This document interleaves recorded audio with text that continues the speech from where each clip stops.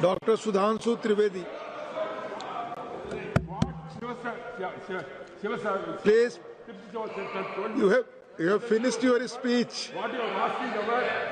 Please, no crosstalk. I've already. Please, no crosstalk. No crosstalk.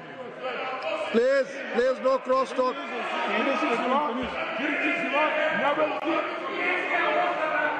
Dr. Thambi Durai, please, no crosstalk. Nothing is going on record. You please take your seat. You please take your seat. Dr. Thambi Durai, please take your seat. Please take. Both of you, please take your seat. Don't speak like this. Please. Dr. Sudhanshu Trivedi ji, please. आप बोले. माननीय सभापति महोदय, आज इस पुराने वक्त की आखिरी रात में खड़े होकर इस नए वक्त के आगाज की नई सुबह के दिन मैं प्रधानमंत्री श्री नरेंद्र मोदी जी, हमारे अल्पसंख्यक मामलों के मंत्री किरण रिजिजू जी का मैं बहुत इस्तकबाल करता हूं। जब वक्त के ऊपर हम बात कर रहे हैं, वक्त की रुखसती का वक्त आ गया है और नई वक्त की नई सुबह होने का वक्त आ गया है।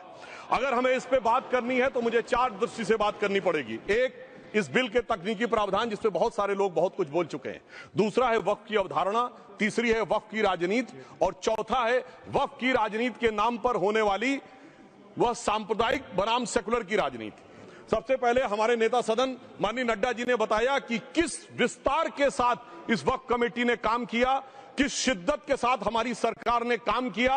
और चाहे वक्फ कमेटी के जेपीसी के चेयरमैन हमारे उस सदन के सदस्य जगदम्बिका पाल जी रहे हो, हमारे मंत्री जी रहे हो, सबने जिस शिद्दत से काम किया है, तो उनके लिए मैं माननीय प्रधानमंत्री जी अपनी सरकार की तरफ से कहना चाहता हूं कि उन्होंने एक इबादत के भाव से काम किया है। तो मैं कहना चाहता हूं, इबादतों की तरह मैं ये काम करता हूं, अपने फर्ज को झुककर सलाम करता हूं। फिर भी आप खिलाफत कर रहे हैं तो तेरी मुखालफत से निखरती है शख्सियत मेरी। मैं सियासी दुश्मनों का भी बहुत एहतराम करता हूं।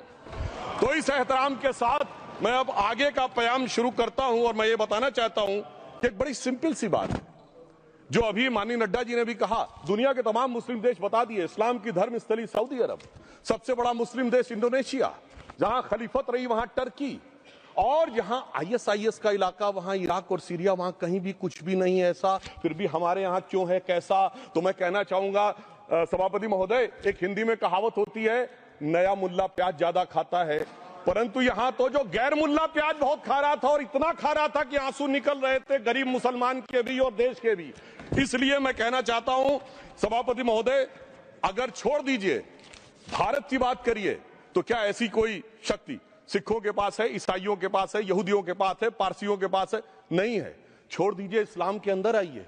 अगर इतना भाईचारा है तो ये सुन्नी वक्फ बोर्ड और शिया वक्फ बोर्ड अलग क्यों है मेरे भाई?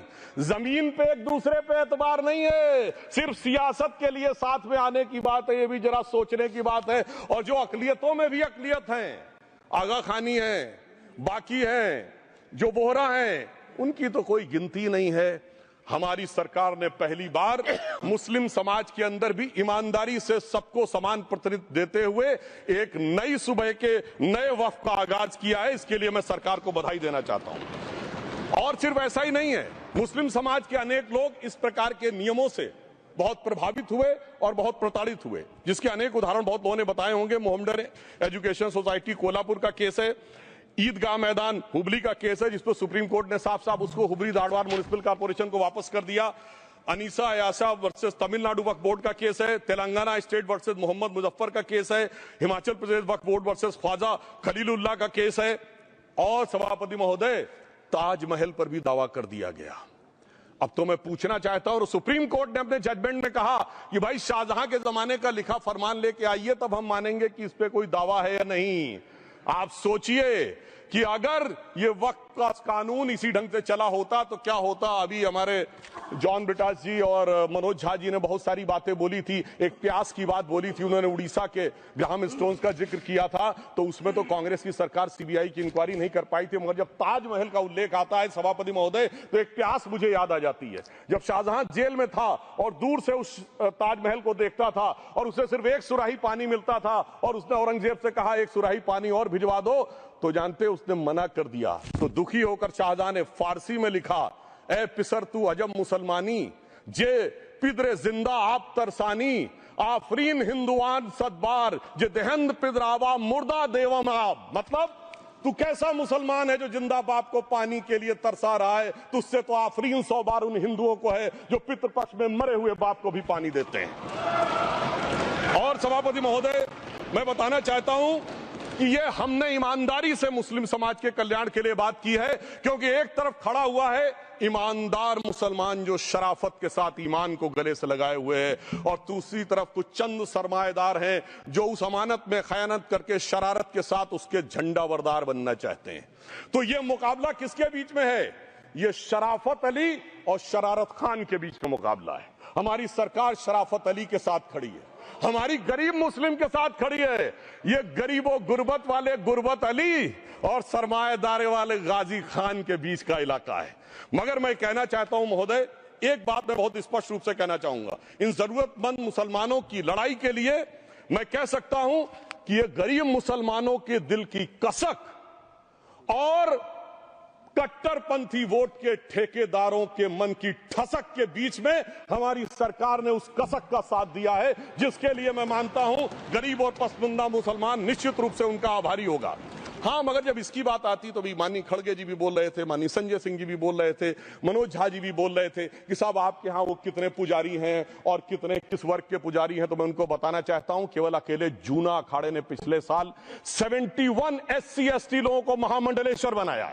अरे आपको हमारे सदन में बैठे हुए बाल योगी उमेश नाथ जी नहीं दिखते? वैसे तो कहा जाता है जात ना पूछो साधु की, मगर मैं बताना चाहता हूं विश्व हिंदू परिषद के 50,000 से अधिक पुजारी ट्राइबल्स में जो शेड्यूल कास्ट है जो काम कर रहे हैं। मगर मैं हद अदब से पूछना चाहता हूं, बताइए मुल्ला मौलवी मुफ्ती मुकर्रम बारी हाफिज में से कितने पसमंदा हैं?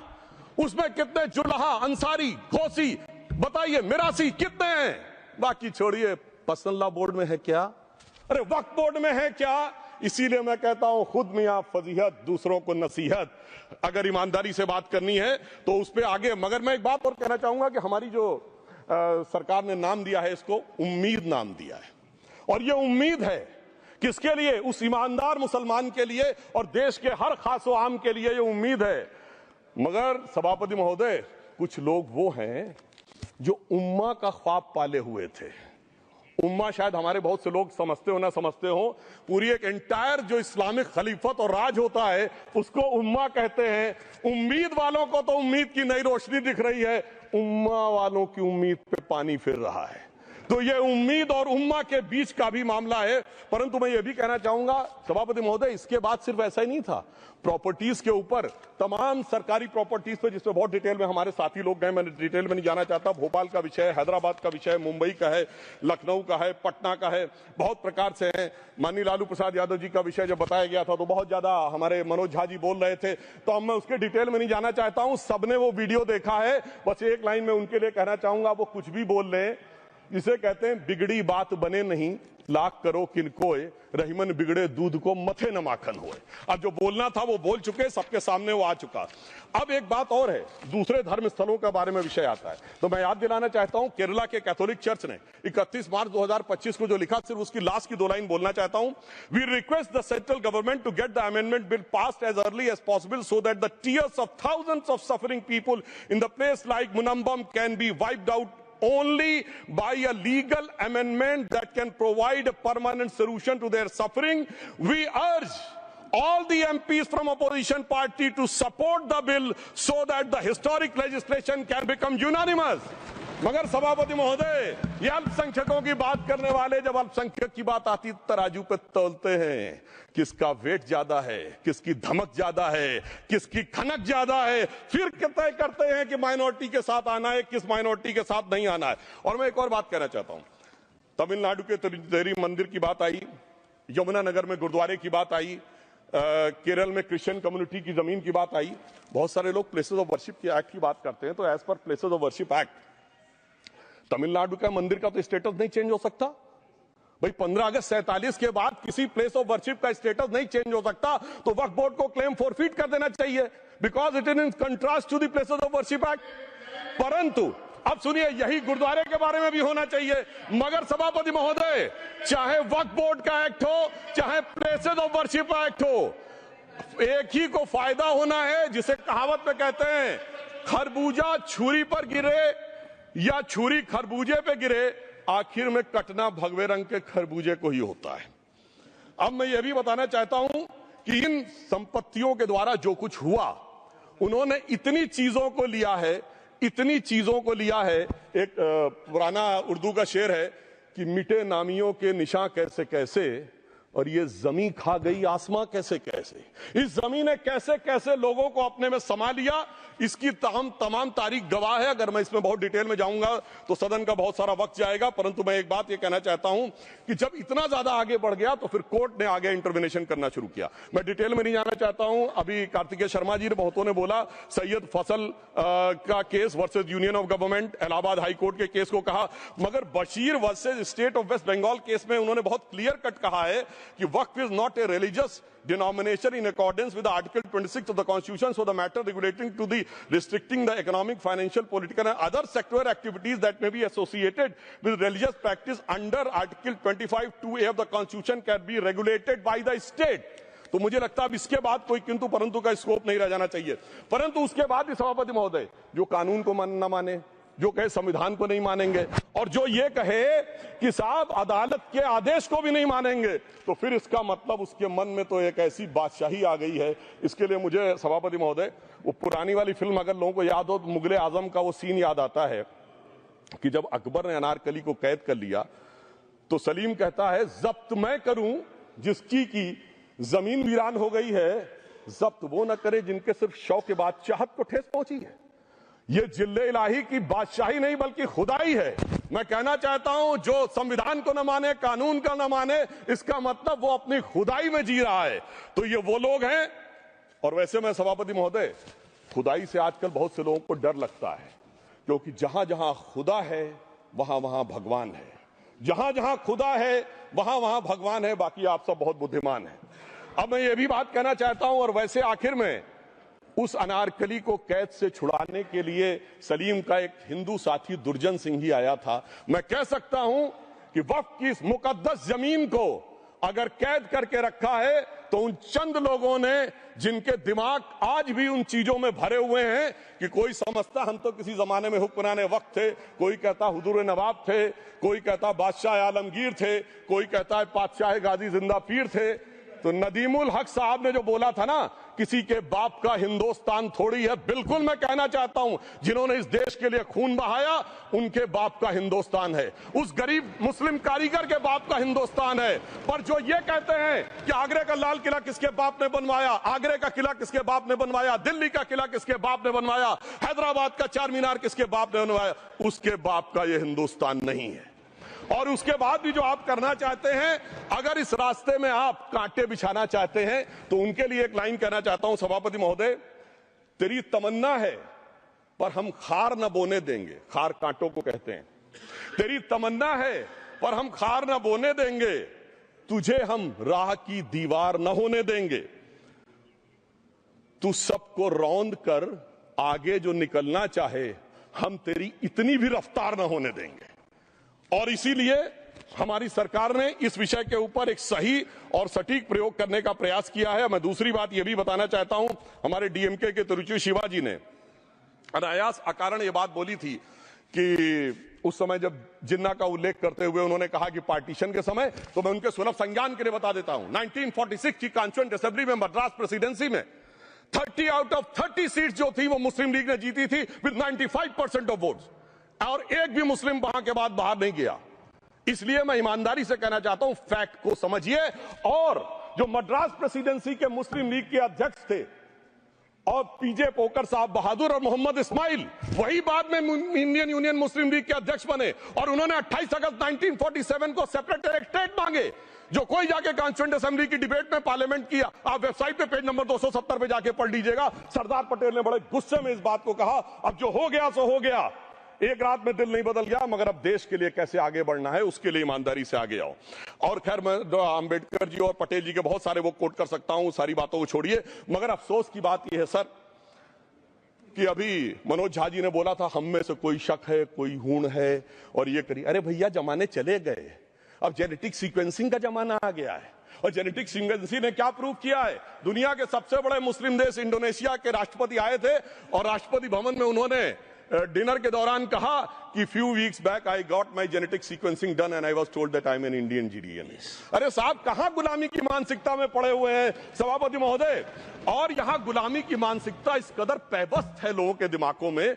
किसी सदन के एक सदस्य यहां विराजमान है, वो उस समय महाराणा सांगा का उल्लेख कर दिए। मैं ईमानदारी से कहता हूं एक भी इंडियन सोर्स में इसका उल्लेख नहीं है, सारे के सारे फॉरेनर्स और लुटेरों के सोर्स में उल्लेख है। इसीलिए मैं कहता हूं ये गुलामी के जिन्होंने गुलाम बनाया उनके सोर्सेस पे यकीन ना करिए। और वैसे थोड़ा सा आउट ऑफ कॉन्टेक्स्ट हो तो ये भी बोल दूं, हमारे सदन के बहुत सदस्यों को नहीं पता होगा, अलेक्जेंडर के आक्रमण का किसी भारतीय सोर्स में कोई उल्लेख नहीं है, पोरस नाम के किसी राजा का उल्लेख नहीं है, सिर्फ और सिर्फ ग्रीक में है। इसलिए गुलामी की मानसिकता से बाहर निकलिए, तब इन चीजों को आप सही ढंग से समझने में सफल होंगे।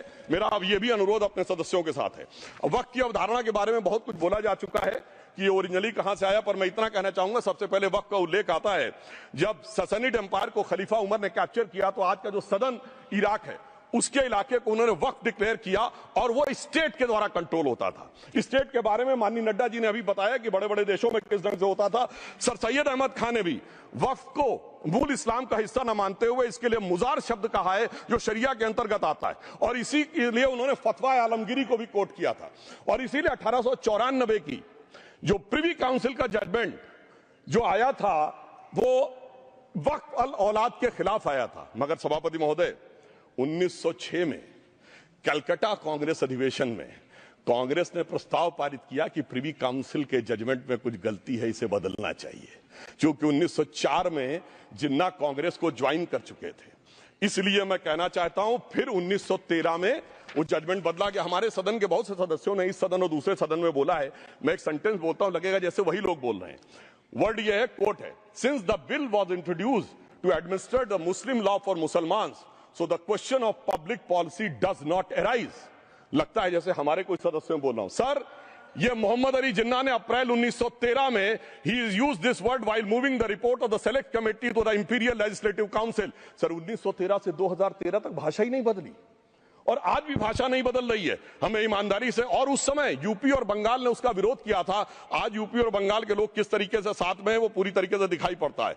इसलिए हम ये कहना चाहते हैं, हाँ एक प्रश्न बहुत उठाया जाता है कि केवल मुस्लिम ही वक्फ को क्यों दान दे सकता, ऐसा वक्फ बोर्ड में क्यों संशोधन किया गया।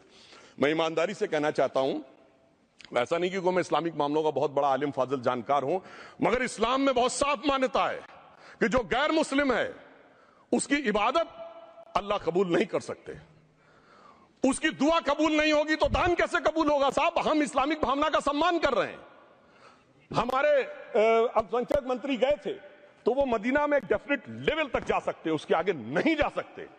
अगर इबादत की इजाजत नहीं है तो साहब जायदाद की इजाजत कैसे हो सकती है। मुस्लिम भावना का सम्मान है, और अगर है तो कोई मुल्ला मौलवी मुफ्ती मुकर्रम बारी आज आके बता दे कि कबूल हो सकती है दुआ, तो हम दान भी कबूल करने के लिए तैयार हैं। और तो और छोड़िए साहब, जब आप कहते हैं कि हर चीज हलाल होनी चाहिए, तो साहब हलाल करने की प्रक्रिया नहीं, हलाल करने वाला भी मुस्लिम होना चाहिए, तब वो हलाल होता था।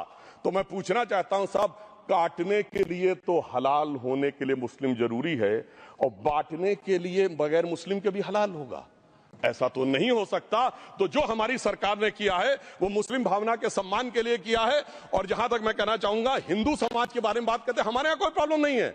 हमारे यहां कोई ऐसा नहीं कि हज पे कोई गैर मुस्लिम नहीं जा सकता। हमारे देखिए कुंभ में 50 लाख विदेशी आए थे और किसी से नहीं कहा या कन्वर्ट हो जाओ। इसलिए मैं कहना चाहता हूं, हिंदुइज्म की धारणा और बाकी धारणा का जो तुलना करने का प्रयास करते हैं वो बहुत उचित नहीं है। मगर सभापति महोदय, इस वक्त ने कई अद्भुत नजारे दिखाए। इस्लाम में जो काफिर से ज्यादा मुशरिक और शिर्क को बुरा माना गया, यानी जो भगवान को माने ही नहीं। यहां देखिए वो लेफ्ट के लोग जो कहते धर्म एक अफीम है, वो आज खुदाई खिदमतगार बन के खड़े हो गए। सोचिए कैसा बदलाव आया है। और सर मुझे एक और चीज नजर आती है, एक पुराना गीत था, वक्त ने किया क्या हसी सितम। तो आज मैं कहना चाहूंगा वक्त ने किया क्या हसी सितम कि मुस्लिम लीग और शिवसेना मिलके हो गए हम। और मैं कहना चाहता हूं ये मुस्लिम लीग वो है जिसने सेपरेट इलेक्टोरेट की मांग की थी, और इस शिवसेना के उबाटा के हमारे इस सदन के एक सदस्य हैं। और सर हमारे साथ मुरली जी बैठे हैं, मुरली देवड़ा जी ने मुझे याद दिलाया, उन्होंने मिलिंद देवड़ा जी ने याद दिलाया, उन्होंने कहा एक जमाने में उन्होंने कहा था मुस्लिमों की नागरिकता छीन लेनी चाहिए। इसीलिए मैं कह रहा हूं वक्त ने किया क्या हंसी सितम, ये दोनों मिलके हो गए हम। और मैं सर मैं इसके बाद एक टेक्निकल बात करना चाहता हूं। जब इन्होंने टाइम ड्यूरेशन हटा दिया था और बैक में पीछे जा सकते थे, तो मैं पूछना चाहता हूं सर कि जब ब्रिटिश हुकूमत आई तो उसने तो मुगलों से सारी हुकूमत ले ली थी, तो उनका मालिकाना हक कैसे हुआ? सर 1707 के बाद तो इस्लामी हुकूमत दिल्ली से खत्म हो गई थी। एक आखिरी मुगल बादशाह शाह आलम के लिए तो बोला जाता था सल्तनते शाह आलम दे लाल किले ते पालम, यानी आज का IGI एयरपोर्ट। तो साहब उसके बाद ये गुजरात के सूरत से लेकर लखनऊ तक उनका मालिकाना हक निकलने कहां से लगा? अरे भाई जब दिल्ली को कैप्चर किया था अंग्रेजों ने तो सारी जमीन अंग्रेजों की थी। तो जब मैं अपने कांग्रेस के मित्रों से पूछना चाहता हूं, ये जब गवर्नमेंट ऑफ इंडिया एक्ट में पावर डीड ट्रांसफर की थी तो पढ़े नहीं थे क्या, या खोखले कागज पर साइन कर लिए थे, या कागज सही था आप खोखला करने की बात है? मैं पूछना चाहता हूं जब 250 साल तक वो हुकूमत ही नहीं रही तो उस हुकूमत के फरमान की लेजिटिमेसी कैसे हो सकती है? ये मैं कानूनविदों के लिए भी एक फूड फॉर थॉट रखने की बात करता हूं। और दूसरी बात मैं कहना चाहता हूं, ये किन हुकूमतों की बात कर रहे हैं सभापति महोदय?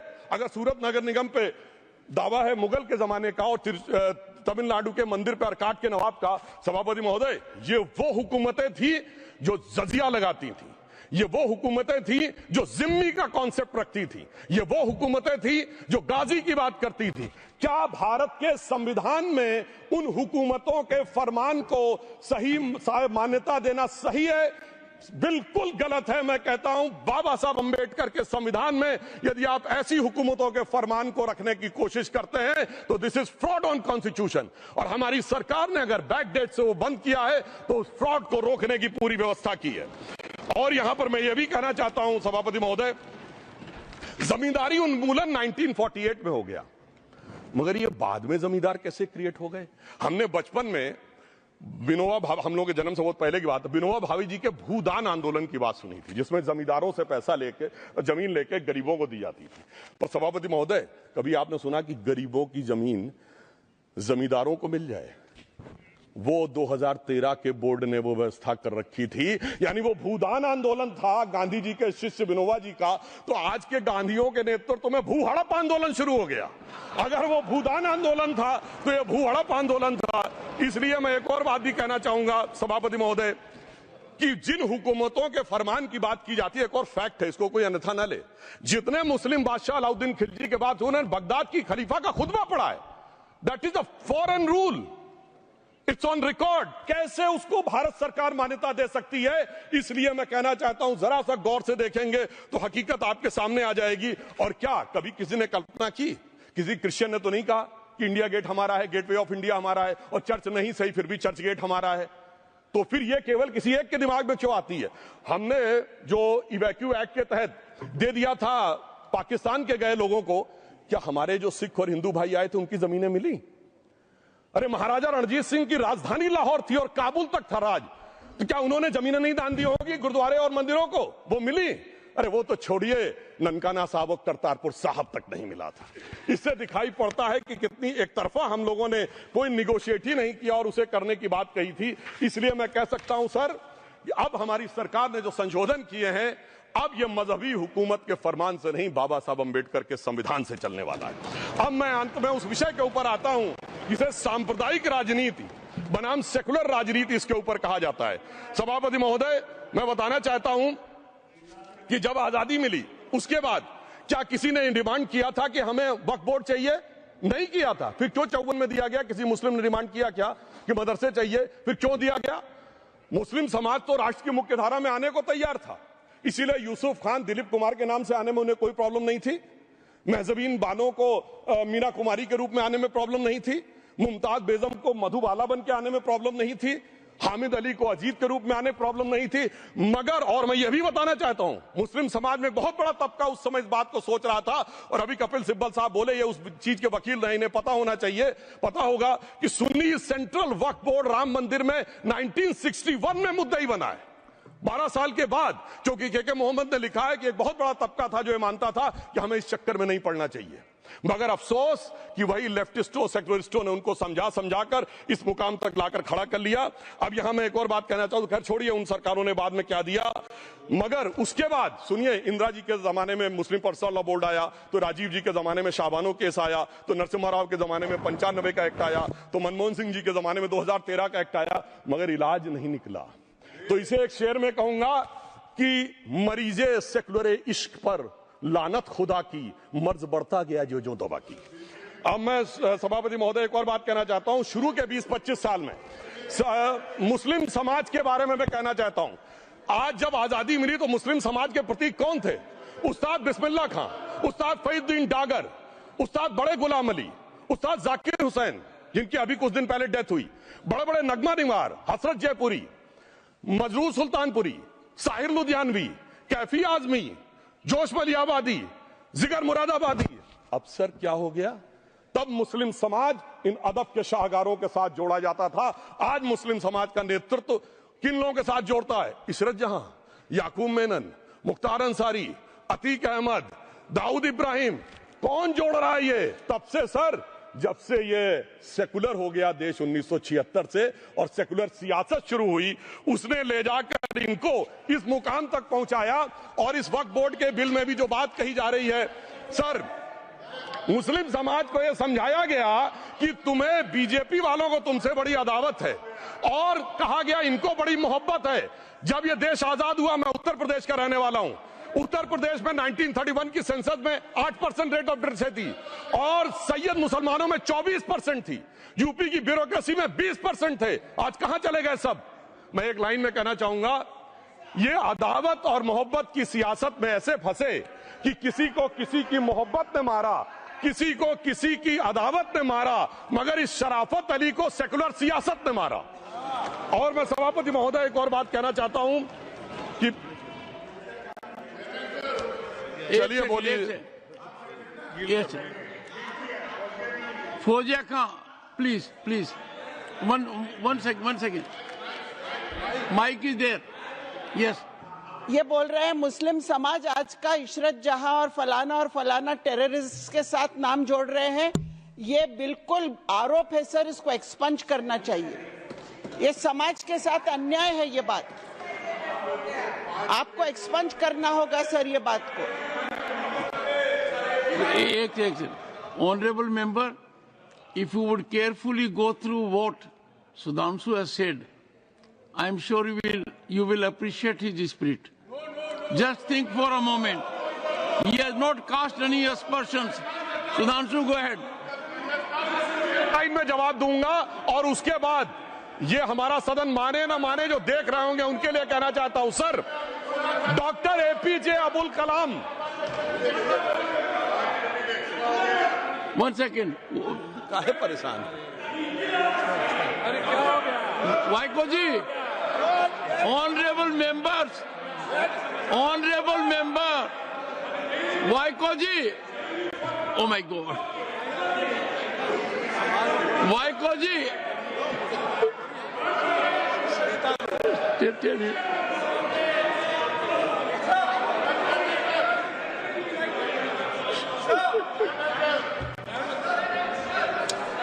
ऑनरेबल एचएम को जी हिंदी समझ रहे हैं।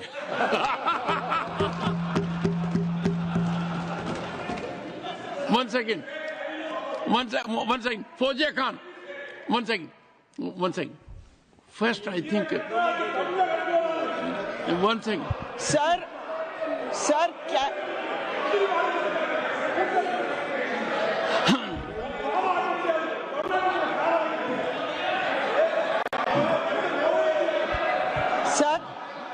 cannot cannot be stigmatized. Yes, sir. An entire community cannot be branded like this. Fauziya Khan ji, I'll come to you.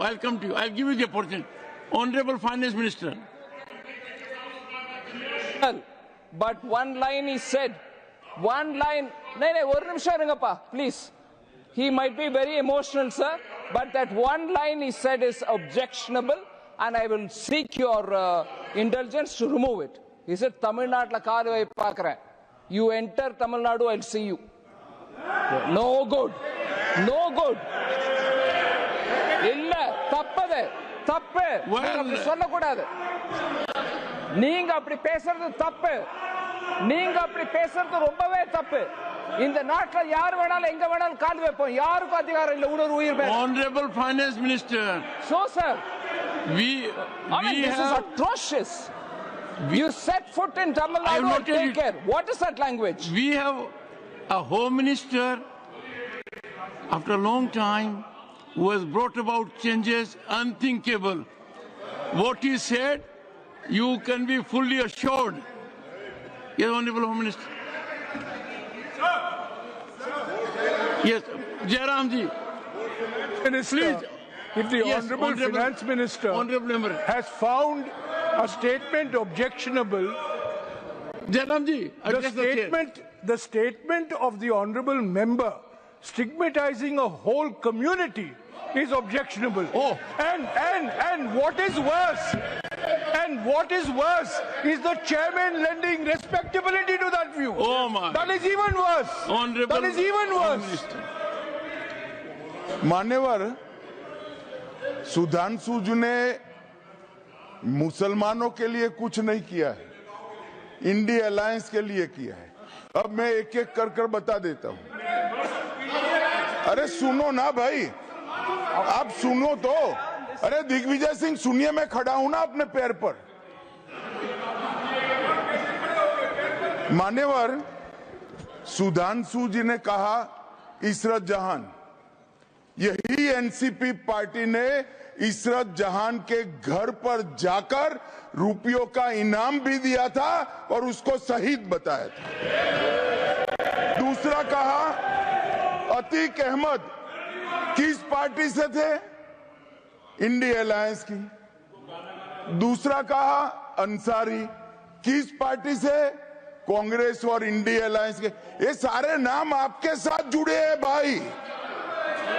उल्टा उन्होंने तो मुसलमान कम्युनिटी से तो ढेर सारे शायरों का नाम दिया जिन्होंने साहित्य की सेवा की और ढेर सारे साहित्य की रचना की।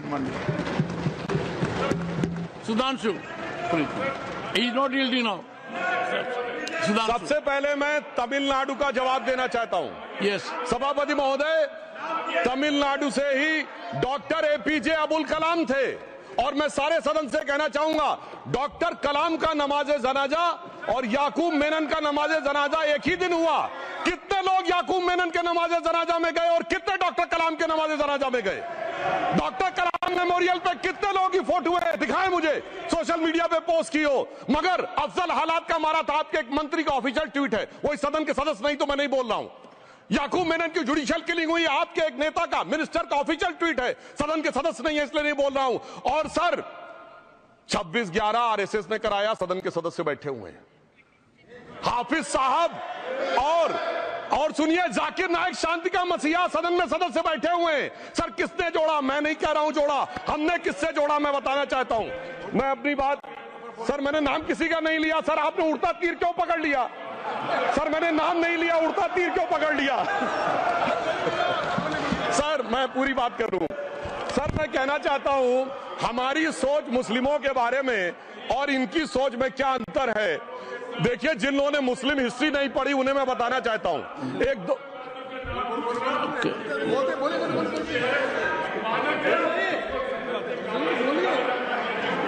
सभापति महोदय, मैं थोड़ा उन लोगों को इस्लामिक हिस्ट्री के बारे में बताना चाहता हूं।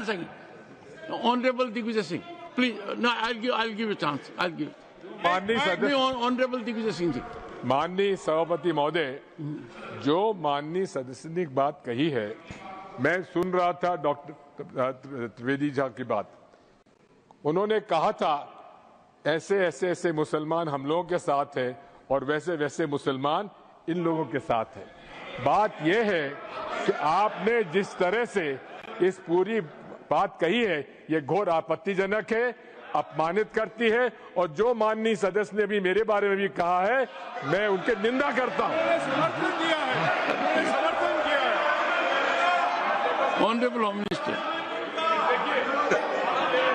Honourable home minister, honourable home minister, एक second okay, one second, your mike will be on.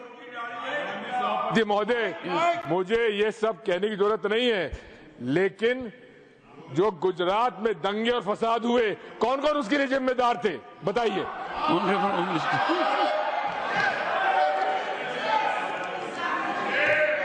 मान्यवर, मैं ध्यान से बारीकी से पूरे संवाद को सुन रहा हूं। माननीय सदस्य सुधांशु जी ने दिग्विजय सिंह का नाम नहीं दिया। अब वो खड़े होकर कहे मेरे बारे में कहा, इससे साबित हो गए। और अभी भी मौका है, आपने नहीं कहा है कि 26/11 के हमले में आरएसएस का हाथ था, तो अभी खड़े होकर माइक चालू कराकर बुलवा दीजिए माननीय।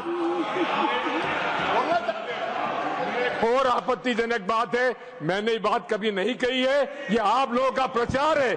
मेरी आपत्ति इस बात की थी कि सभी माननीय सदस्य ने और बात कही है कि अब हमारे तरफ ऐसे ऐसे मुसलमान थे और वैसे वैसे मुसलमान हम लोग की तरफ थे। ये पूरे समाज के साथ, पूरे अल्पसंख्यक समाज के साथ अपमानजनक बात है। और माननीय सभापति महोदय, आप बताइए, माननीय गृह मंत्री जी, आप वहां पर थे, गृह मंत्री थे, जब दंगे हुए थे तो आप लोगों का क्या रोल था, ये जन जाहिर होम मिनिस्टर। मान्यवर, इनको मेरा हुआ ऐसा है कि मैं ही दिखाई पड़ता हूं। आपकी सुनिए, अब सुनिए ना दिग्विजय सिंह, सुनिए, एक मिनट सुनिए। दंगे शांत होने के बाद 18 महीने के बाद मैं गृह मंत्री बना। दंगा हुआ तब मैं गृह मंत्री नहीं था। सुधांशु त्रिवेदी संदर्भ में किसी का नाम नहीं लिया। अजीज बर्नी की किताब थी 2611 एंड आरएसएस कॉन्स्पिरेसी, कोई जाके चेक कर ले उसमें कौन कौन कहां था। अब मैं मुसलमानों के बारे में कहना चाहता हूं, मुस्लिम समाज के लिए। बहुत से लोग ऐसे हैं जिनको मुस्लिम समाज की हिस्ट्री नहीं पता है। मैं बताना चाहता हूं, भारत से जब न्यूमेरिक सिस्टम सबसे पहले गया तो अल जहार थे सबसे पहले, जिन्होंने जाके 1793 में जो सूर्य सिद्धांत था उसका अरबी में ट्रांसलेशन हुआ सिंध हिंद। और हम बता रहे हैं हम किस तरह के मुस्लिम को साथ रखते हैं। डॉक्टर कलाम से बड़ा आलम इस्लाम में साइंसदान नहीं हुआ, और आरिफ मोहम्मद खान साहब जो बिहार के गवर्नर हैं, उनसे बड़ा आलिम फाजिल मुसलमान आज सियासी जमात में तो नहीं होगा, ये मैं दावे के साथ कह सकता हूं। मगर मैं बताना चाहता हूं सर, उसके बाद उन्होंने एक किताब लिखी, एक सर 10th सेंचुरी के मुस्लिम राइटर थे जिन्होंने किताब लिखी, उसका नाम था the compendious book of balancing and completion according to Hindu calculation, जिसको शॉर्ट में अल जब्र कहा गया, और वहां से अलजबरा निकला। और सर उसके बाद अल ख्वारिज्म आया। और सर आज मेरे ख्याल से सदन के बहुत से लोगों को नहीं पता होगा, ये जो एल्गोरिथम वर्ड है ये अल ख्वारिज्म से आया हुआ है। एक जमाने में इस्लाम में बैतुल हिकमत था, यानी वो सबसे बड़ा हिकमत का केंद्र था, जब एक से एक लोग होते थे। बहुतों को नहीं पता होगा कि कोलंबस ने जिस नक्शे के थ्रू दुनिया ट्रेवल किया था, वो बनाने वाला भी एक मुस्लिम था, अल इदरीसी। मगर सर एल्गोरिथम आज ऐसा बदला कि एआई के एज में दलगत भावना से ऊपर उठकर औरंगजेब के साथ खड़े हो गए। सर ये एल्गोरिथम किसने बदल दिया, ये मैं बताना चाहता हूं। इस पे थोड़ा सोचने की जरूरत है। इसलिए मैं कहता हूं मुस्लिम पॉलिटिक्स की सोच क्या थी, हमने किन मुसलमानों का साथ दिया है, मैं बताना चाहता हूं। सर वीर अब्दुल हमीद की शहादत की 50वीं वर्षगांठ 2015 में हुई। प्रधानमंत्री मोदी जी ने उनके पूरे परिवार को और उनकी पत्नी को बुला के सम्मानित किया, और इन लोगों ने उस यासीन मलिक को, जिसके ऊपर 3 एयरफोर्स के ऑफिसर्स को हत्या करने का आरोप था, वो प्रधानमंत्री आवास में। सर साफ दिखाई पड़ता है कौन किसके साथ खड़ा हुआ है, कौन किस तरह के मुसलमान के साथ खड़ा हुआ है। और सर मैं ये भी कहना चाहता हूं सर, ये पिछले सर अपने टर्न पे बोलिए सर, पिछले 30-35 सालों से हुआ खड़ा किया जा रहा है।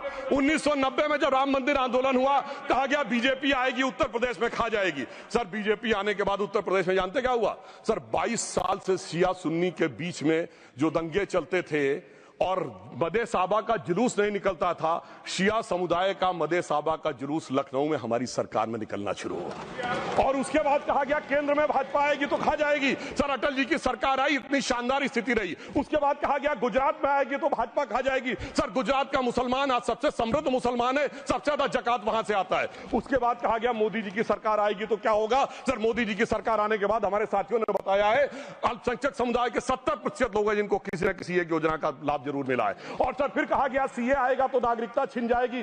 सर उसके बाद भी आपने सब देखा, और सर हम बचपन में सुनते थे कि राम मंदिर बनने लगेगा तो मिडिल ईस्ट के देश पेट्रोल देना बंद कर देंगे। सर राम मंदिर भी बन रहा है और भारत मिडिल ईस्ट कॉरिडोर भी बन रहा है और अबू धाबी में भी मंदिर बन रहा है और 4 मुस्लिम देशों ने सर्वोच्च नागरिक सम्मान मोदी जी को दिया हुआ है। इसलिए मैं कहना चाहता हूं सर, मर्ज हो तो उसका इलाज किया जा सकता है। जैसे हमारे यहां वैद धन्वंतर माने गए हैं, इस्लामी अकीदे में वैद हकीम लुकमान माने गए, तो कहा गया है उनके लिए कि इसमें क्या रखा है, देखे है जो तू आन के पास, बदगुमा वहम की दारू नहीं लुकमान के पास। यानी मर्ज का इलाज है पर वहम का इलाज तो हकीम लुकमान भी नहीं कर सकते जो आपने पाल कर रखा है।